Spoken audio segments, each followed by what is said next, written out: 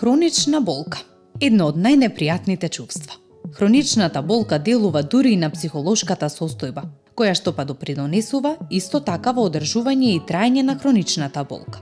Луѓето кои патат од хронична болка најчесто имаат дури и проблеми со спиењето, анксиозност, депресија, намален апетит и намалена енергија. Болката продолжува иако самите ткива се веќе излечени. Сигналите за болка во нервниот систем се уште активни. Нејзиниот интензитет може да се менува, некогаш и да исчезне, но потоа повторно да се врати без никаква причина. Дали постои начин конечно да се ослободите од ваквата болка? Ние ги прашавме нашите стручни соработници од Центарот за биоинформатика. Во продолжение го споделуваме разговорот со нив. Хронична болка се третира повторно со одлични резултати, најчесто настанува кога се поврзани заболувања со скелето-коскен систем, сврзно ткиво, тука се доста артритите, причинител на хронична болка.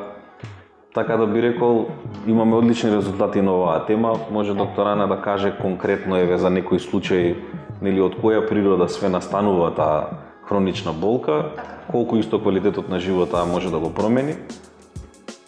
Па во основа болката е сушност симптом кој што не буди на еден начин и кажува дека нешто се случува во нашето тело.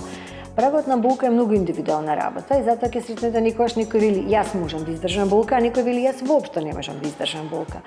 Болката е симптом кој што машките можат повеќе болка да издржат. Генерално болката е нешто што не опоменува дека нешто ни се случува во телото.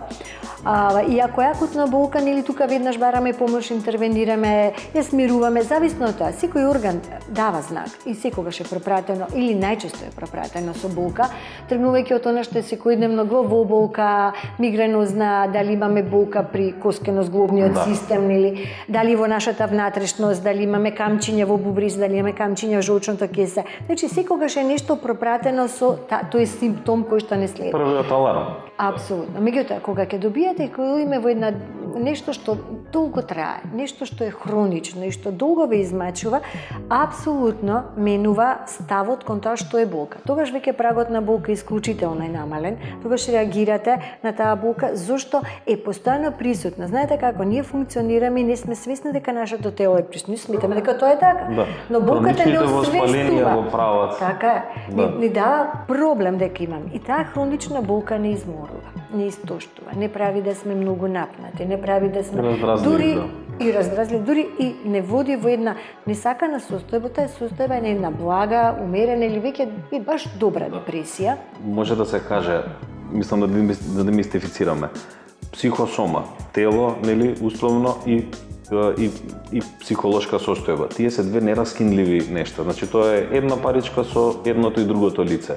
Сакам да кажам, не може да има физички проблем, а да нема психолошка рефлексија. Чисто сакам во кратко да се уфрлам да го демистифицираме ова. Затоа секоја состојба, конкретно еве сега збориме за болката или за хроничните воспаленија кои што даваат таков симптом болка, и те како делуваат на психоемоционалната состојба. Односно се директна причина за многу други состојби. Се согласам, и самиот ја спомена коскено-мускулниот систем. Сите промени кои што се јавуваат таму имаат еден свој хроницитет, една своја должина во манифестацијата, каде што мора да се издржи, затоа што самиот тој процес на опоравување, регенерација трае малку подолга за разлика, например, од другите органи. И сега што се случува? Вие треба да еден начин живеете да издржите таа болка. И она што е нормално е да ја намалиме, првично на кое што сите помислуваме. И затоа ако земеме соодветни средства, аналгетици, нестероидните антиревматици кога зборуваме за коскено-мускулниот систем, тогаш имаме нешто друго. Да, имаме временски каде што тие може да помогнат во одредени состојби и не може толку да ја копираат болката. Не може да се користат и не смеат да се користат долго време. Не смеат долго. Се зборуваме за тие типови на болка што се нели долготрајни, односно хронични. Така, и прават друго оштетување на други органи кои што ни ја намалуваат целокупната функционалност.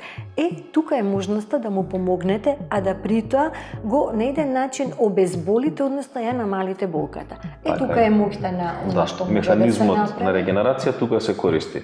За да се регенерира ткивото, да се намали воспалителниот процес. Значи сите тие потребни механизми да се активираат за да се излекува или коригира проблемот, а со тоа да се постигне обезболување или исклучување, намалување на болката. Да. Сега тоа е Објаснуваме механизмот. Фактички ние не обезболуваме како аналгетико што конкретно делува ги исклучи рецепторите кои што го примаат сигналот за болка или го пренесуваат. Него ние фактички работиме на тоа да се коригира состојбата, а до самото тоа нус појава губењето на болката. Така, и автоматски овозможуваме да телото продолжи во самиот процес на самоизлекување, да му помогнеме за да го добиеме крајниот ефект.